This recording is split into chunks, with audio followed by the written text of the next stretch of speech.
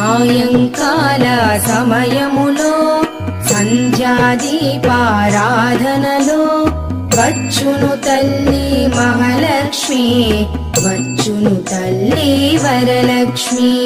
కాళ్లకు గజ్జెలు కట్టింది, మెడలో హారము వేసింది, పిలచిన వెంటనే పలికింది, అడిగినదంతా ఇచ్చింది.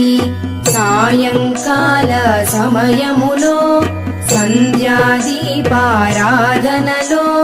వచ్చును తల్లి మహాలక్ష్మి, వచ్చును తల్లి వరలక్ష్మి.